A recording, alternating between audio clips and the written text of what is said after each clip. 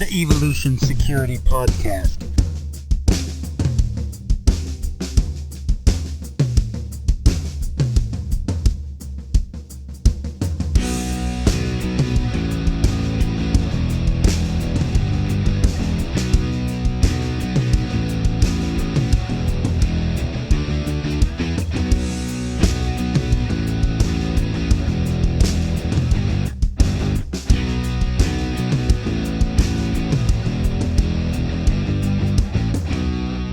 This episode of the Evolution Security Podcast is brought to you by Tenacor. Tenacor is an American design, development, manufacturing, and training company building products that work. They are innovators that come from a law enforcement and training background with years of experience. They produce industry-leading quintessential gear and build their clientele into capable protectors.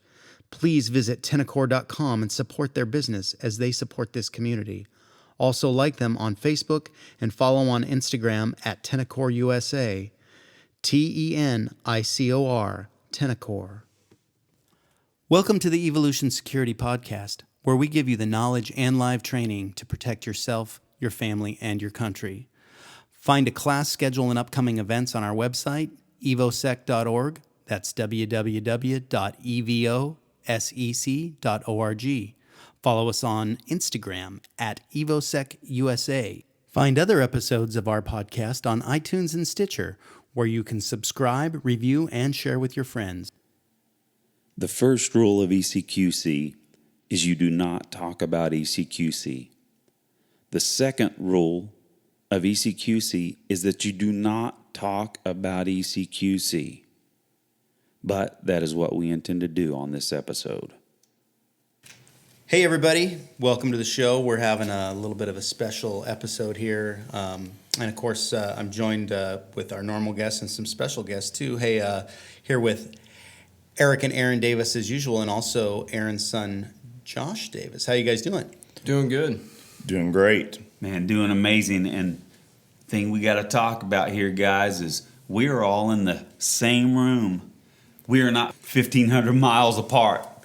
Well, we're not any distance apart right now. This is cozy. I am so stoked that you guys are here. And what's even more impressive is what we all just did together this weekend.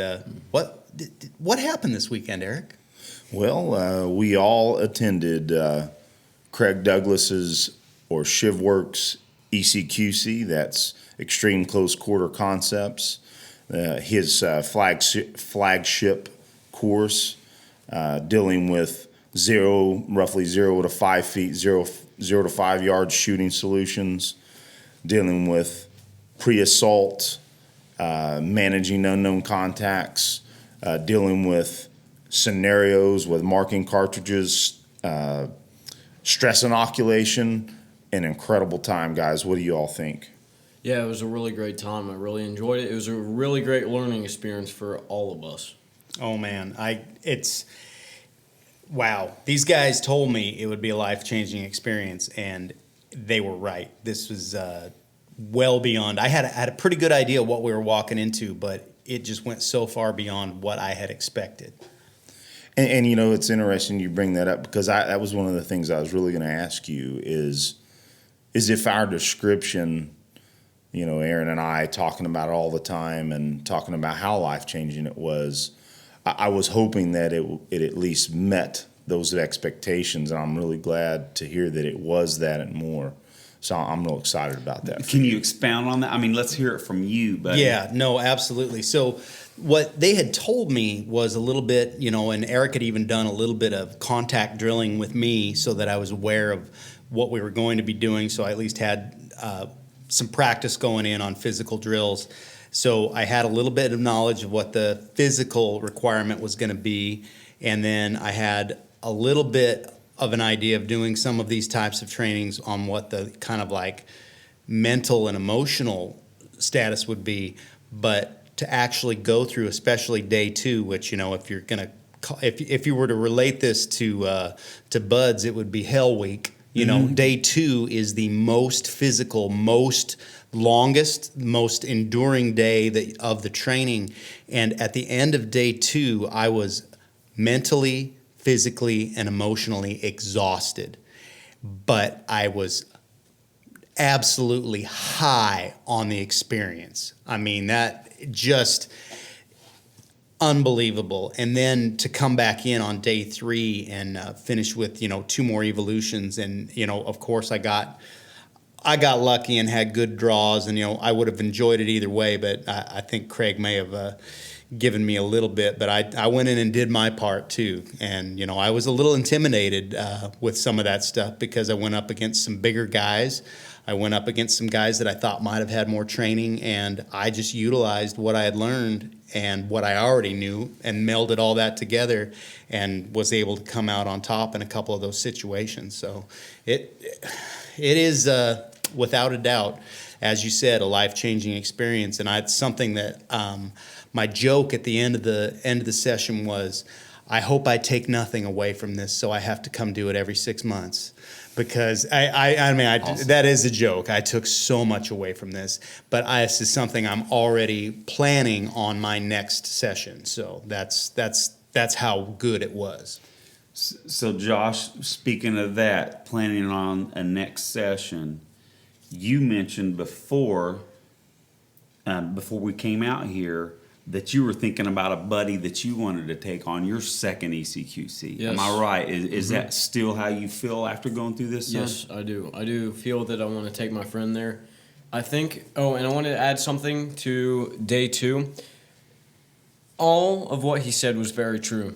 But the thing is, everyone has said this to me, but you really, really don't need to be scared of this. Anybody can go through with this as long as you're not, completely physically unhealthy. I saw a 7-year-old there. I was there. I'm 13 years old. We had someone named Irene who was smaller than me. She was a smaller woman than me. She was middle-aged, and she was still there. I was really proud of all the people there. There was a guy named Bradford there that was really getting after it. There was all kinds of people there, and they all went through with this, and they didn't have to ever leave, and they never, ever gave up. So I want everyone to know that everyone can go through with this, and don't be scared of it, okay? And I'll add to that, Josh. Craig states it this way, and he wants folks to be careful that, don't worry about preparing. Is it nice to go in a decent amount of shape? Sure. But Craig states that you should come as you are, because it will give you an honest experience, and that's what he wants. But yes, anybody can attend. There were folks there that probably didn't prepare much, but they made it through it. So that's a very good point, Josh. Well, and for me, one of the main issues was trying to get my conditioning up for day 2. And I worked quite hard for myself. I don't work out as hard as Brian and Eric do, honestly, especially not at all, weightlifting or my cardio workouts. But I can tell you that so this is my 3rd rodeo with ECQC, and my 2nd one, I literally on day 2, I came to the hotel, and I passed out sick on the bed of exhaustion. I mean, I was nauseous, and I wasn't going to let that happen again. So I worked quite hard. In the accountability on the previous shows, I've talked about working on my cardio. But I can tell you guys this, that working on my cardio made day 2 significantly easier, especially the hours of wrestling and jiu-jitsu drilling that we did, that we would go through iterations of just technical and consensual all the way up until significant, 70-80% pressure on each other of non-consensual competitive slight sparring. But still, what I did take away from this is the main thing was that I have to jump my cardio and conditioning up significantly more, especially doing the activity of jiu-jitsu. Because, as Eric explained to me, it is not the same as just running on your treadmill and getting your heart rate up. You use so many muscles when you're trying to hip out, when you're trying to do a elbow escape, when you've got someone that's 200 pounds on top of you. It's not like working fundamentals in your jiu-jitsu class. That helps a ton, but you have to freaking roll. Yeah, it's sport or activity specific conditioning is what you're hitting on. Absolutely. And I'll definitely add to that. If you've listened to our accountability, you guys know that I do a fair amount of CrossFit 2 to 3 times a week, usually minimum. And although that's a ton of cardio, when I roll, I sweat and get out of breath more than when I do CrossFit because it is a completely different type of muscle use. And again, at the end of day 2, my forearms hurt so bad from doing underhooks and doing holds and grabs because I'm trying to do it effectively and efficiently. And, it's definitely something that, one takeaway I've got is drilling is drilling, and then competing is competing. And I sometimes have the tendency to drill a little too hard and you know what? I pay a penalty for that. But it definitely, we're 2 days out. We finished up on Sunday, and we're recording on Tuesday, and I actually feel really good. I was pretty sore yesterday, but today I feel really good. I rolled jiu-jitsu last night, and that was a good call because it helped me get some of that stuff worked out. But I tell you, my endurance felt better last night, even just after the weekend.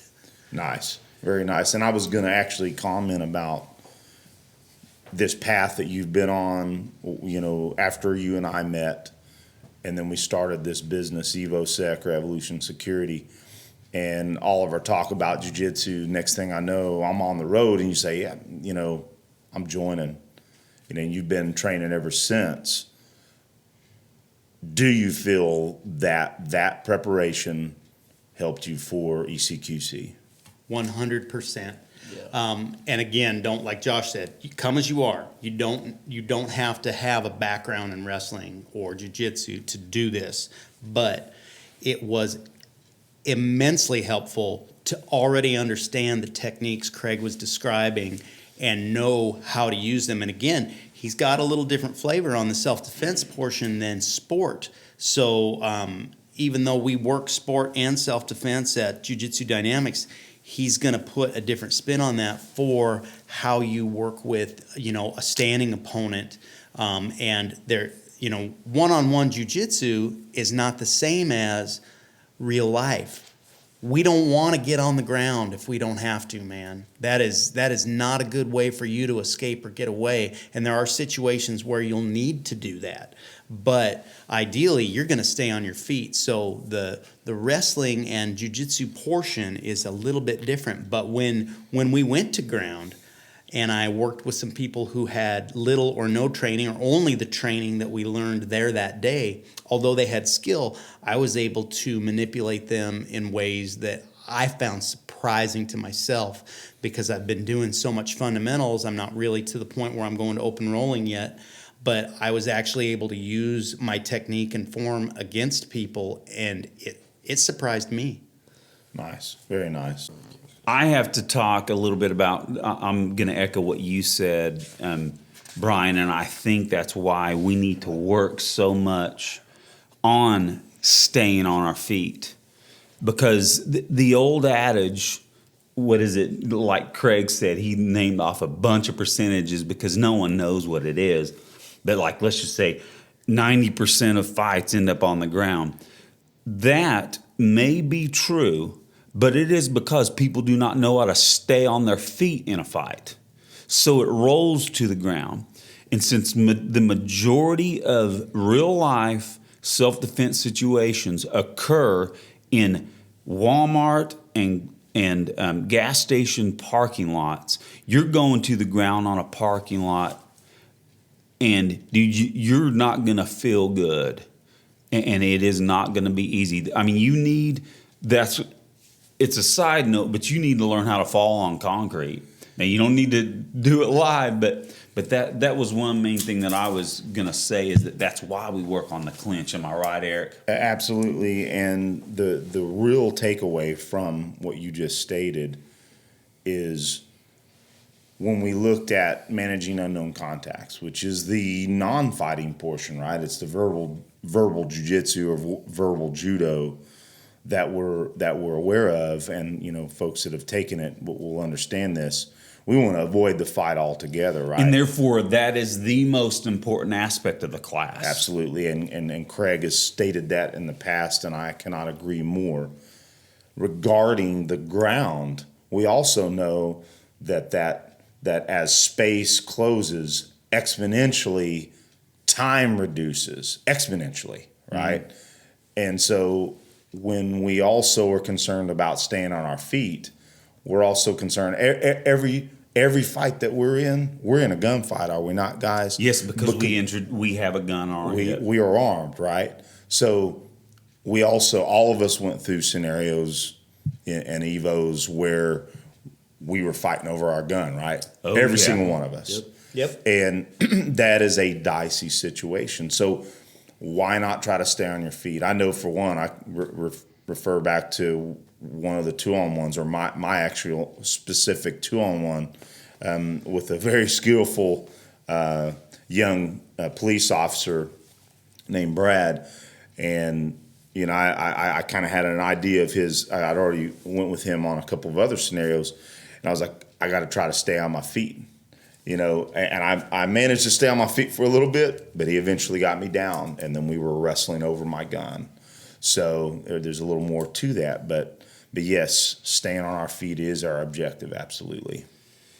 And one thing I wanted to add about the difference between regular training that you will do in this class is that it's much more like a real fight. There's weapon urgency in a lot of these EVOs, which are very similar to sparring.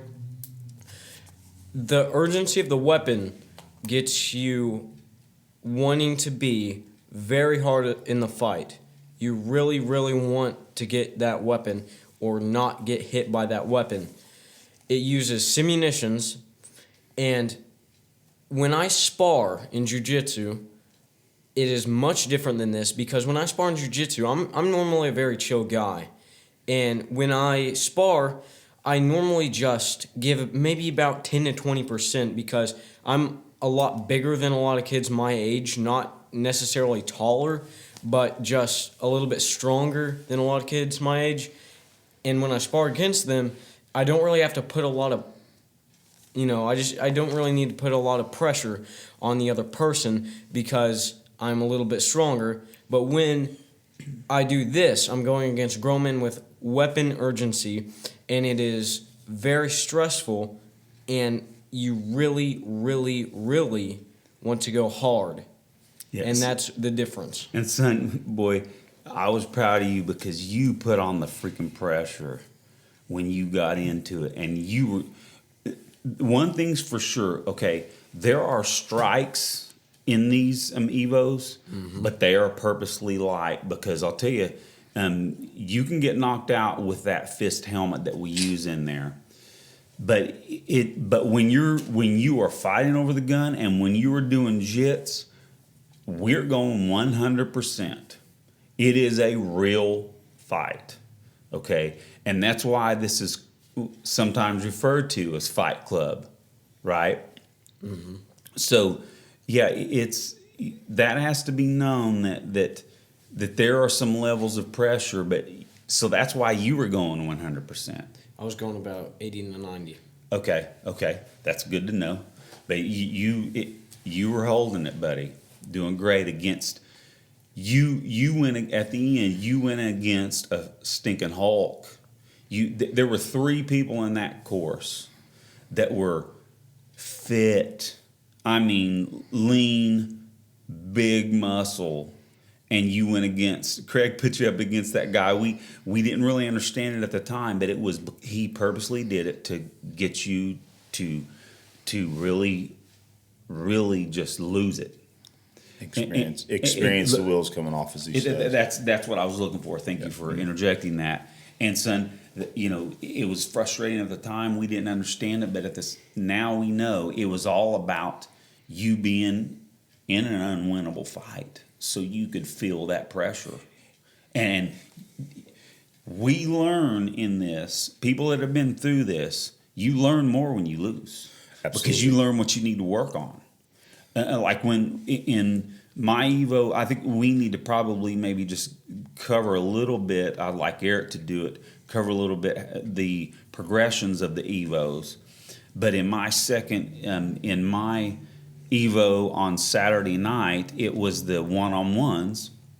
And because you trade off being a good guy and a bad guy, and you have to do two Evos back to back. And by the time I got through my second one, I was so gassed that I said, that's all I got, and I had to quit. And that's all right. I didn't feel bad about that at all. It really, since I lost that Evo, I learned that's why I took away that I need to work on my conditioning in rolling.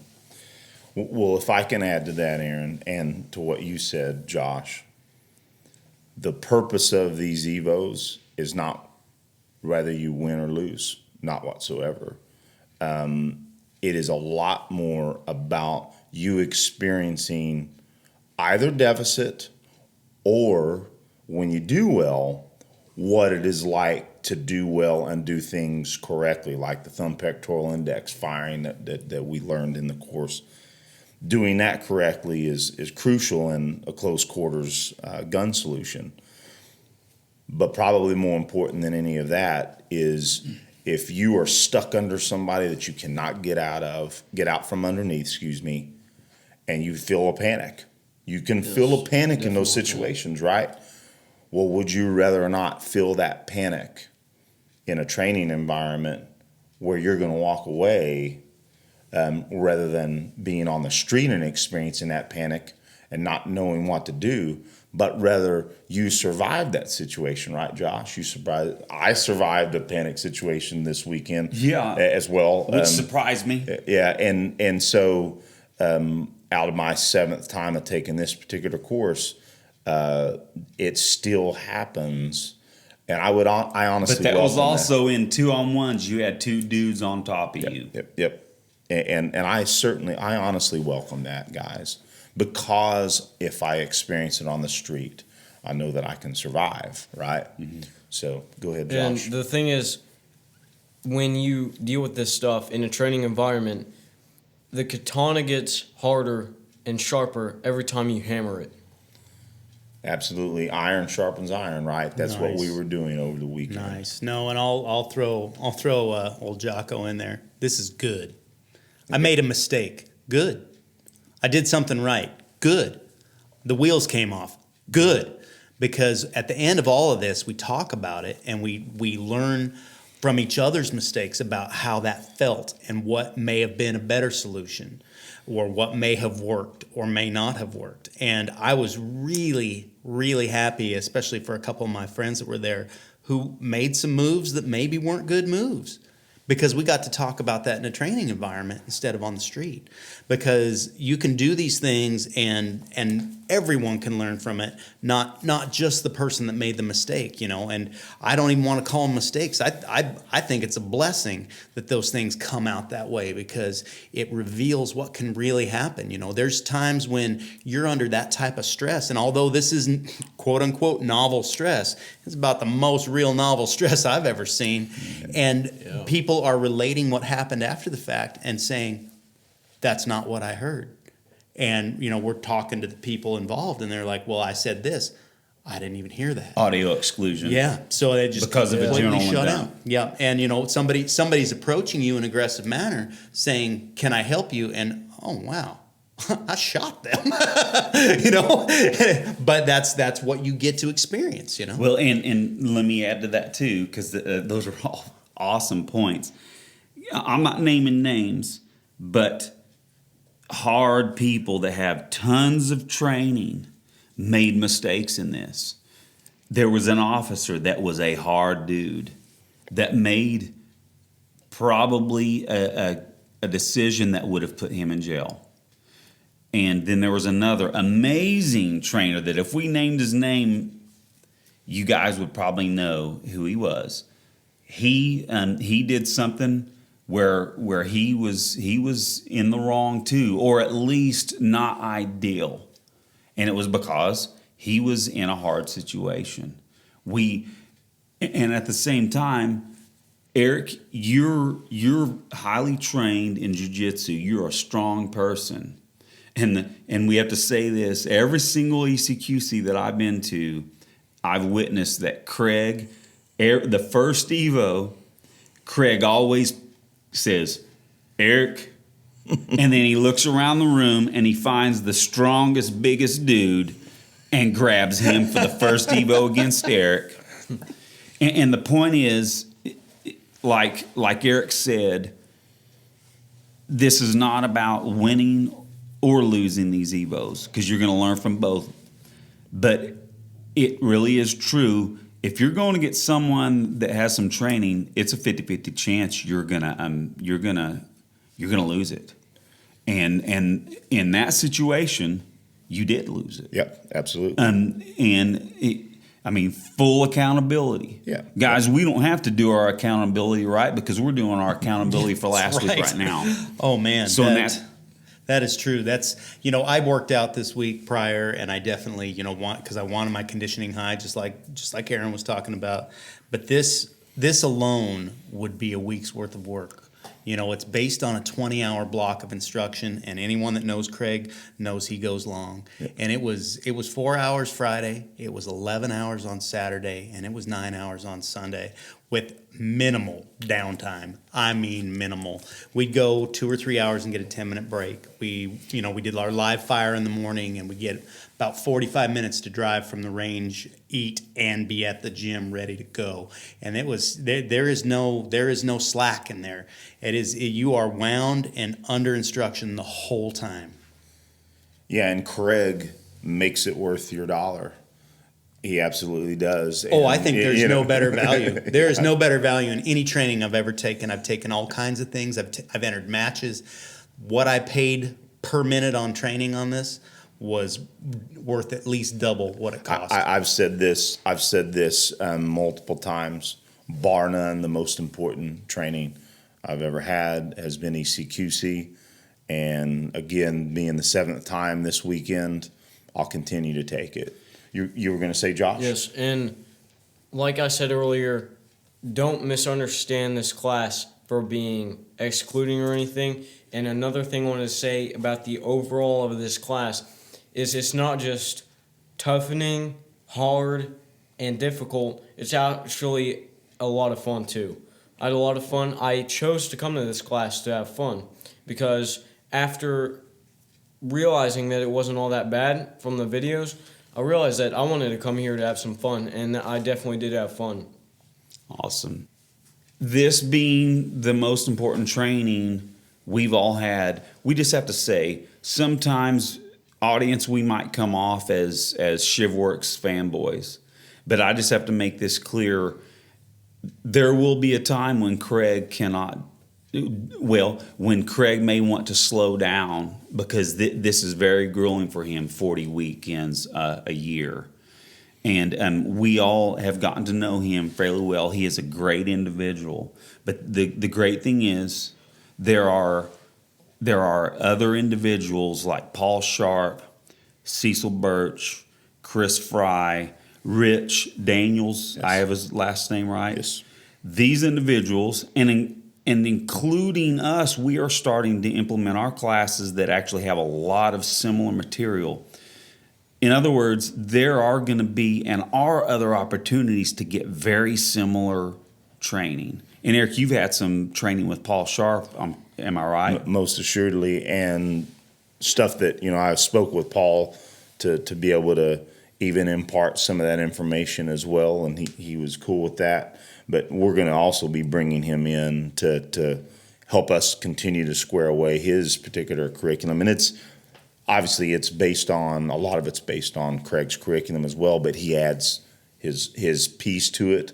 and adds additional curriculum. Because he is part of the Shivworks absolutely. collective. Yeah, absolutely. And so naturally, all those individuals, like I said, Chris Fry and Cecil Birch and Paul Sharp, William April, and Larry Lindeman. Absolutely. All those individuals have a take and a piece of Craig's curriculum, or that they expand and take it further. And the cool part as well for us too is, we had Chris LeBlanc on the show not too long ago. He is also certified under Craig, one of the few. And I think he said he has 3 people that are certified. Yep. And so Chris is just south of us in Portland. But he's also, it sounds like he talked about expanding that certification process, or at least close to it. Yeah. So that it's in the works, he said. Yeah. Good point. It is in the works, so we don't want to spill the beans too much. The great thing is, we're excited to say that Craig, at the end of it, said, "Hey, I'll go on the show," because we wanted to chat with him a little bit, but we didn't have time to at that point. But he said, "I'll come and talk about it on the show." So we'll let him, maybe he can expound on that a little bit on the show. Most certainly, we'll be asking. We're going to be talking about a lot of things that are also not ECQC or Shivworks related. We want to give Craig a little bit of decompression time, some more to follow on that. But one of the things that I'd like to circle back to, guys, because we are talking about the most important part, the most important learning keys of this course, and that is the stress inoculation of the EVOs, right? And if I can just impart some of my experience over the years as I've taken this class. My first ECQC, in fact, you mentioned Rich Daniels and Cecil Birch. My first 2-on-1 was with both of those individuals. Yeah, so again, the guys that I get picked, which I'm very glad that I've experienced it that way. I remembered in all those EVOs that weekend, I probably was lucky to remember half of what took place. And fast forward to a couple of ECQCs later, still had some of that same ocular occlusion and audio exclusion that happens in real life or death situations. And gradually over time, that completely went away. I can say that during this weekend, I could remember absolutely everything that took place, good, bad, and what have you. I could remember everything. And guys and gals in the audience, that is the most important takeaway from these EVOs. Isn't that you win or lose, but that you can remember better, be more calm, more deliberate, and make better decisions. So that's what I wanted to really bring out about the discussion of the EVOs. One thing I wanted to say about Craig Douglas was, whenever I see these advanced class instructors, they always seem to be very harsh in some cases, very just not very kind when it comes to you making mistakes on anything when you're doing shooting, wrestling, the EVOs. But he was really, really, really nice. He would never get on to you, and if you ever make a mistake, he'd very kindly correct you without looking at you like you're really stupid or anything. He's a very, very nice individual. Yeah, I said this and in the hot wash at the end, and there are a handful of individuals that I have come to. I'm a guitar player. Everybody has heard me talk about that, so I use words like cool a lot, descriptives like that. But he really is one of the coolest guys I've ever met, and that's a short list. So I think that just echoes a little bit what Josh said. Now, one of the main points that I wanted to make was that one of the most important reasons to take this training is that when you are in a fight like this, or the EVOs, right? It is so intense that your mind subconsciously puts it in permanent memory because it is, the subconscious mind does not know that it is not real. So you have basically permanent memory of that. And the great thing is, since your mind feels that you've been through it, if you were ever in it for real, you will be more calm. You will be able to make better decisions during it. That doesn't mean you're going to prevail, but it's going to up your odds of surviving that encounter because you've developed a mental map. And I think I heard Paul say recently, and he may have been quoting someone else. No, he was quoting William April, is that you have a parking spot for it in your brain. Yes. Yep. So Nice stuff. What's neat here, guys, is that we're in our EvoSec studio here, and I like to call it a studio, like we're at a radio studio. But we have another guest that just walked in the door. You want to introduce her, Brian? This is Angelina is with us today. She was also at ECQC. Her and Irene, I think one of the only ECQCs that we're aware of that we actually had 2 female participants. Of course, female participation is highly encouraged, but typically not who signs up. Now, this is someone who has some training, has some jiu-jitsu, familiar with firearms. But again, when we say come as you are, I don't think that she necessarily knew what she was signed up for. What do you think about that, Angelina? Hello, everybody. I really did not have any idea what I was signing up for. A friend of mine, Brian, was like, hey, there's going to be ECQC. And I was like, all right, sounds good. And I looked it up online and I had no idea what it was actually going to be.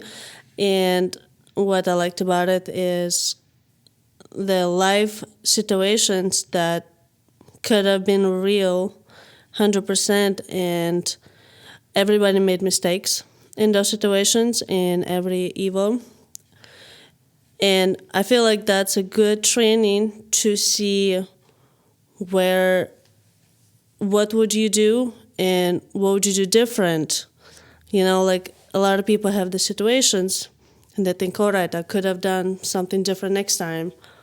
And this is your chance to do that first draft of that kind of situation. So next time, if that happens, hopefully not, but there's a reason why people that take this training do that training. So if anything happens like that, you would know exactly what to do next time. Yeah, and you made a great point about being able to see everybody make mistakes. I think it would be axiomatic to a lot of people that they could see other people make mistakes and learn from those mistakes. But that we got to key in on that. Absolutely. You're not just making your own mistakes and learning from your own mistakes.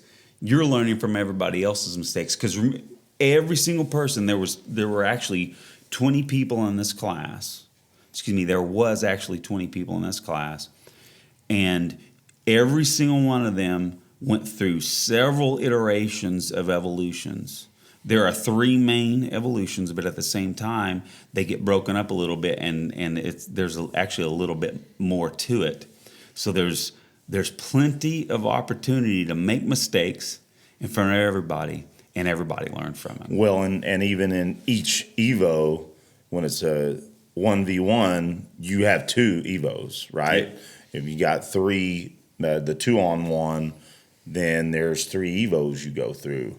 Yep. And so it's multiplied quite a bit. So, Craig, and I didn't think about it that way personally. I think ultimately, subconsciously, I was learning from all the Evos I've seen through the years.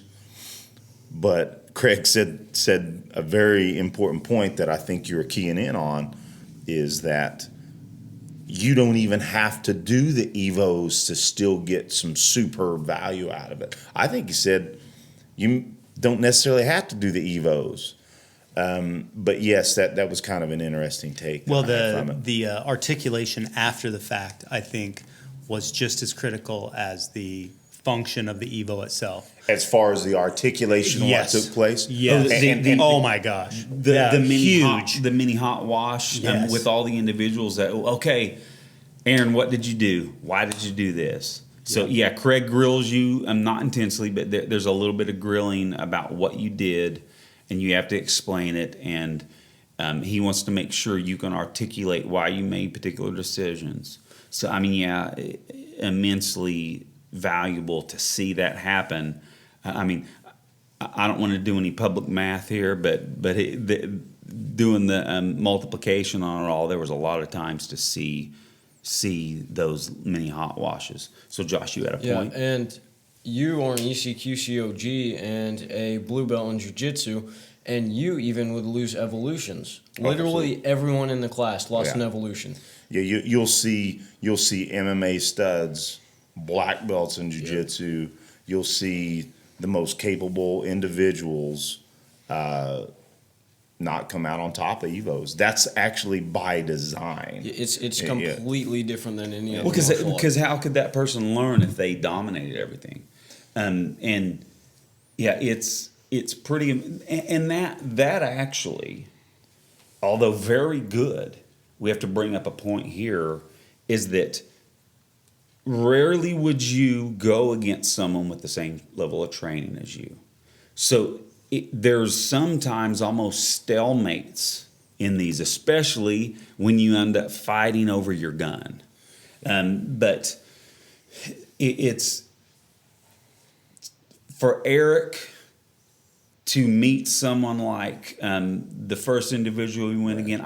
We don't need to say his name, but he was a officer for the Portland Police Department. Awesome. And dude, he by the way. was Top notch. he was a chiseled, corn-fed example of a dude. Yeah, and I believe he told me he's trained in MMA for like 15 years. So therefore, and the main point, like I said, Eric isn't going to run into that dude on the street. No. But yet, okay, we said Eric may have lost that Evo, but it was not a stomping. It's not a painful loss. It was still a very nearly. I mean, it was an even fight. There was. It was one of the longest ones too. Because a lot of these things, would go into where, someone would either obtain the weapon or what would happen, would play out fairly quickly. Or if there was a lot of muck involved, if there's a lot of verbal de-escalation involved, they might go long. But I believe Eric's was one of the longest grappling Evos of the weekend. Oh, it was. It was Absolutely. Yeah, but I welcome that too, and it was an awesome experience. And some of the crowd that we had, the people, it's always this way with ECQC, but this was an extra special crowd, an extra special set of patrons, as Craig calls them. One of the things so I like to talk about. So my first ECQC, I was so scared I almost quit during the first Evo. But then after I got through that first Evo, I was hooked on this training. But I did not exactly know how to take a lot from that first ECQC. But my second one, it was apparent that I had to start taking jiu-jitsu. And then immediately when I got home, I did not sign up for jiu-jitsu, but my boys did. And then shortly after that, I followed it up. But because it was clear, again, that everyone that had jiu-jitsu experience did much better in the Evos in that second ECQC. The thing that I noticed this time, in this third one, that it seemed like way more people at least had a cursory level of jiu-jitsu. Yeah, and it made this, I don't know, there was less flailing about. There was less people. The main thing is, you do not want to run to guns in this. And there was way less going to guns. There was a lot of Evos where no one even used a gun. Or the simunitions. We got to make that clear. Yeah. So what do you have to say, And one of my Evos, there was no fighting at all. It was only talking. And that's what was so realistic about a lot of these Evos is a lot of fights in quotes, aren't even fights in general.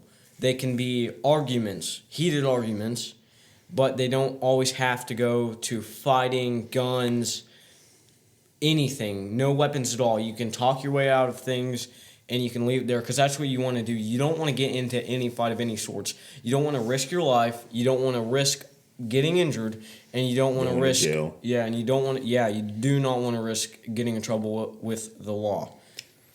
On that note, I wanted to point out that in my previous security training, one of the things that, even though it was mostly hands-off for liability, but the main rule was for any action that we did is reasonable force, reasonably necessary. So if pull out a gun, only if it's reasonable and necessary, use even just hands-on force, same thing, reasonable and necessary. A lot of things can be solved verbally or different kind of way. Like, it's good to have training, it's good to have practice in self-defense as lethal force, but there are many ways that a problem can be solved before you get there. Reasonable and necessary, you have to remember that. Hey, and I want to say, I mean, Josh talking about the one there where there was no gun drawn and it was all verbal. Now, he's describing himself. He talked entirely the whole time, and for a 13-year-old to articulate the way he did, I mean, that is kudos, bro. That was awesome. And even everyone talked about that after the fact, how well he did working against adults that were trying to pressure him to do something he didn't want to do. And he was able to keep them at a distance, and he was able to talk to them and keep them in front of him and in his eye span and not from flanking him. It was really very impressive to watch. Super, super good verbal agility, Josh. I was real impressed with that. And the point is about the reason why these Fight Club fights are called evolutions, and that it really is the word we need to use. Evolve. Because they evolve based on the input that each individual puts into the evolution. And the reason why that Evo, that Josh used his verbal jiu-jitsu very well, is that he controlled the way that evolution went because of the input that he gave them. Because he disarmed them with his final couple of words. Because I watched as Craig Douglas whispered to the other the opponent of Josh that he's got a gun. So he was trying to escalate it a little bit somehow, but then so she said, "What's that in your pocket?" Yeah. And he thought very quickly to say, "Oh, it's just an airsoft gun. It just shoots airsoft BBs." And that very thing, it actually ended the Evo, I believe. It at least started the end of the Evo. And that was some verbal agility. Yeah, awesome. Because he came up with it very quick. Now, I want to back up a little bit here because you guys were just talking about watching how people with, because there's definitely some grappling and jiu-jitsu based stuff that you're taught in this course. And if you're paying attention and practicing, you're gonna have that available to you. And that's really, again, these Evos are the result of 4 or 5 hours of training, and then you're being tested on the training that you did, and that's exactly how that works. But you do see people with a little bit or some skill outside of the class come in and do very well against people because they may use some moves that you didn't expect to see coming. And in one of the evolutions that Angelina was involved in, there was a guy who was playing. His role was a handsy drunk, and he was kind of coming at her saying, "Hey, baby, we should hang out, man." And she didn't want none of it. Now, I think you pulled some kind of move on him. What did you do? And I've only done jiu-jitsu for about 3 months, and we learned a few throws, and as he was throwing his hands towards me, that move, one of the moves that I've learned in fundamental classes, just popped up in my head as like all this exact strategic, if you do this, that's what I do and stuff. And I realized that lethal force was not reasonable or necessary, so I didn't use the gun, and I used jiu-jitsu to just put the guy down. I didn't hit him. Put him down. So how did you put him down? Let's go through that real quick. I grabbed his hand, I turned around, and I don't know the name of that Put him on his move. back. And I put him on my back and I flipped him. So You tossed him on his butt. is what you did. It's a shoulder throw is what you did. there, Yeah. yes, thank you. Yeah, and it had a lot of airtime too. Yeah, we may post some of that video. It was really quite impressive because there was an audible gasp from the crowd when it went And down. there's a picture of one of the other students. I mean, with what the. Mouth wide open. Yeah. We're talking about Irene, right? Yes, it was Irene.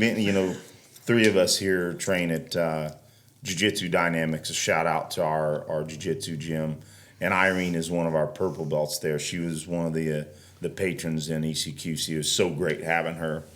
But yeah, she had a look on her face. I just have to say, Angelina was tenacious.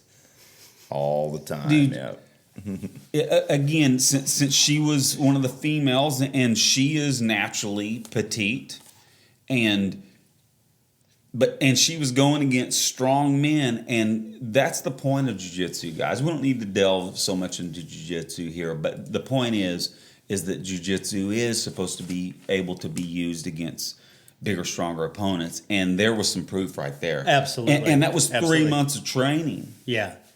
Although that guy didn't have a ton of training, and he was acting in an incoherent fashion, I don't think he had any clue that was coming. No, for he him. didn't. That was real. Yeah, that was yeah. that was a That real was spur of the moment, and it was in that real situation. You don't want to put yourself in a position where you can be taken by somebody, but she had already done an excellent job of verbally addressing the guy, starting off with a little lower tone, and finally escalating to get off of me, and she gave him a couple chances, and he wasn't getting off, so he went to the ground.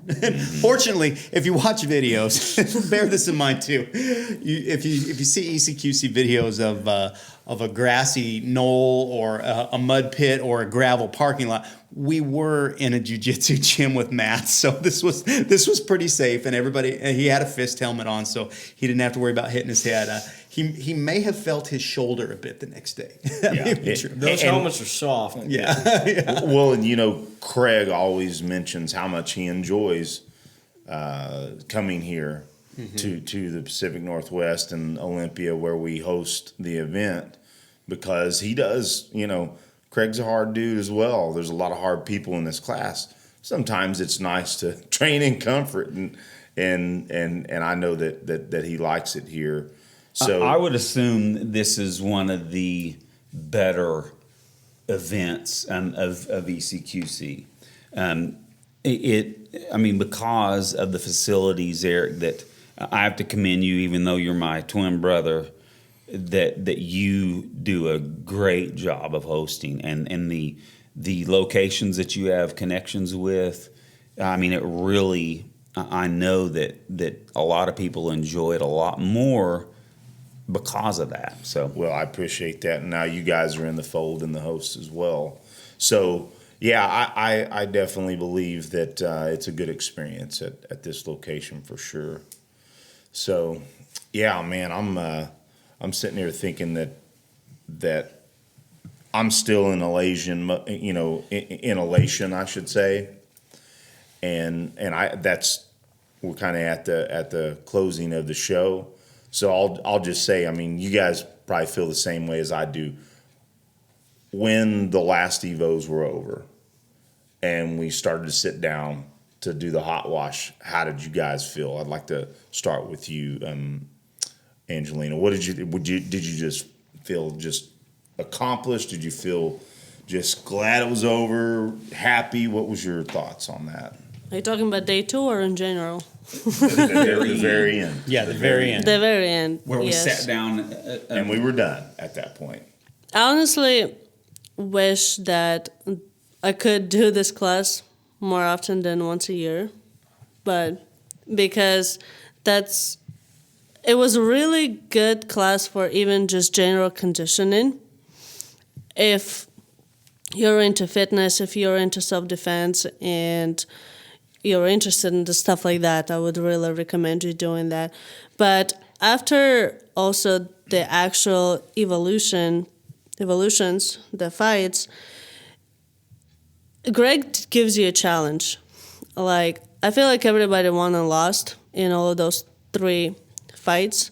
And I won 2 and I lost at the last one because I feel like he gave me a challenge at the end. So I would be... Good. Exactly. It was a really tall, a really fit guy that I had... He was a special forces. Green berets. Yeah, he was a Green Beret. Special forces. And, my 3 months of jiu-jitsu had nothing against him. And, maybe it's a mentality and maybe I was just being realistic with myself. At least that's what I think. But it gave me a challenge to train more during this year until I have a chance to take that class again. And maybe there will be a bigger challenge next time. But at this point, that's the one I want to focus on. And I'm continuing to train in jiu-jitsu in my gym, and I might do some other training, kind of looking into. But it definitely leaves you thinking about where you're at now and where you want to be, I guess, in a year. So, yeah, that was my thoughts. Awesome. The end of the class for me was a very large dopamine hit. I felt very accomplished after this class. With a lot of things, the end is the best part. The middle was good, the beginning was good, but the end is the best part because you did all that stuff already, and it's in your memories. Just like coming in first place in a video game, coming in first place in anything. With a lot of things, getting it done is the best part, and that's what it was. Because you accomplished something that a lot of people do not put themselves into. Yep. They see the Sims videos and the people getting thrown down in the dirt, and they go, okay, yeah, that's not fun shooting on the range. So I'm not going to go take that training. I'll tell you, I didn't want to do it, but for me, are you finished saying what you want to say? Something. For me, I have to say that it was, at the time, I was not, I'll be honest, I was not as just hopped up on adrenaline and as I was in the other classes where, the other hot washes before, I came to tears because it was so touching, all the individuals and how difficult it was. But after the fact, even after the hot wash, I've reflected on all of it, and it really it really was the best ECQC I've taken. It was very good. That's awesome, man.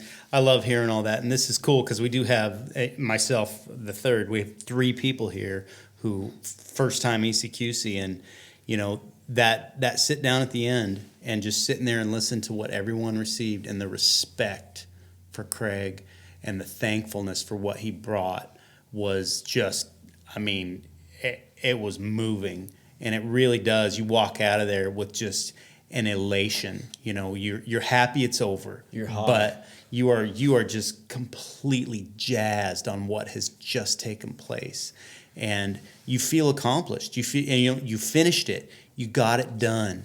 It's so empowering to have actually conquered this class, to have taken it, start to finish and actually gotten through there. And man, it is just such a feeling of achievement. That's really one of the biggest things that I took away from that spot. And it is, like I said, the watching, especially the former alumni, I think get more worked up even than the original guys. There's a couple guys there who've been to 4, 5, 6, 7, 8 classes with Craig, whether it was EWO or ECQC or some of the other training he does, and those guys are coming back for more, and I'm coming back for more. That's for sure.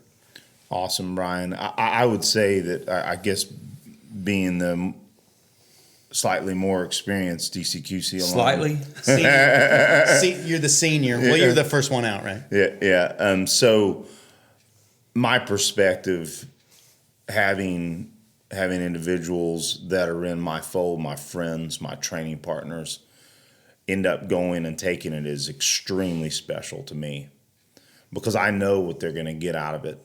I know what it's that I know that in the ending years of their lives and our lives, we're going to look back to these days training in ECQC and courses similar and or like them, and reflect back on them, how important they were in our lives. And I really believe that. And so my thoughts on it are, I love having more and more individuals that come to the class with me, and to me, seeing that is extremely special. Having my brother, when he first went, made me extremely emotional. And seeing him come back has been incredible to me. Last ECQC, having my son, Nick Davis, who's now a Marine, as most people hear me beat a dead horse there. Shout out to Nick. He was an alum as of last ECQC. That was an incredible experience. And then to have my nephew, Josh, take it was incredible. Nick's a very cool guy. Yeah. Thank you very much, buddy. So, bottom line is, again, most important course of my training, and I think everybody else would agree. So, awesome time, and we also got to end it with a very cool dinner. Almost everybody was there. Yeah, a couple out of town guys had to travel, bug out, but man, it was 80, 85, 90% of the people came to dinner. Also, I would be remiss. One comment I actually really wanted to make was regarding the police officers that attended this time. It was really cool to see the interaction with those guys, and one of the police officers said that he had trepidation on coming to a class that had civilians in it. He didn't know how they would be perceived. And what's unfortunate is that they would think like that simply probably because of their day-to-day, what they deal with. And he mentioned that he was beside himself on how special it was to interact and train with civilians. He said it changed his perspective. Yes. And so that was a real cool reaction. And they had one of their lieutenants there, one of their supervisors, in leadership, showed he didn't have to be there, but he was there training and bringing it too. Yeah. And the other police officer, all of them were super nice. And again, we mentioned the Special Forces soldier, an incredible heart as well. Very nice person. There was just a really, really cool crowd. I just would like to expound on what they said. They were maybe some of the most elated people that were there. There were no nutbags. And that's right. But they were amazed at the training, and of course, these officers have tons of training. And for them to be so excited about this training, and I believe a lot of them said that it was probably the most important training they could do. Yeah, I did hear at least two of them say that. And yes, forgive me for not hitting that point. And absolutely, that they did state that this is the training that we all need. We all need this in the law enforcement field. So yeah, that was really good. Yeah. Well, you know what, man? I think we could go on for this for hours, and it would probably all be excellent content. But we're gonna wrap it up here, and hopefully we have another very similar conversation about this time next year. Yeah. We don't have a date booked yet, but we're definitely going to have them out. It's one of those things that I'll almost be afraid to talk about on the podcast prior, because these things sell out and there's a waiting list fast. And if you're anywhere listening to this and you want to do one of these trainings, go to the Shivworks website. Just either Google Craig Douglas or Shivworks or both, and you'll find the site.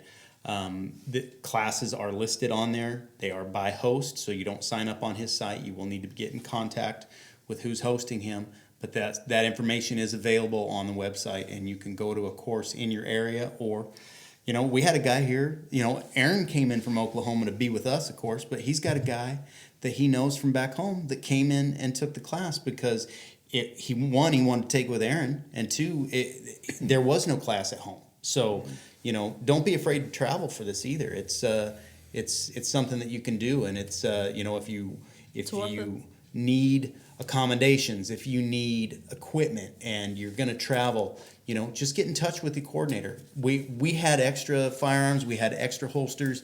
We were ready for anyone who was out of town that was missing anything, and that's part of what we wanted to do as hosts, and I'll guarantee you that goes on in other places too. So, and Brian, if I can add, the website is shivworks.com, shivworks.com.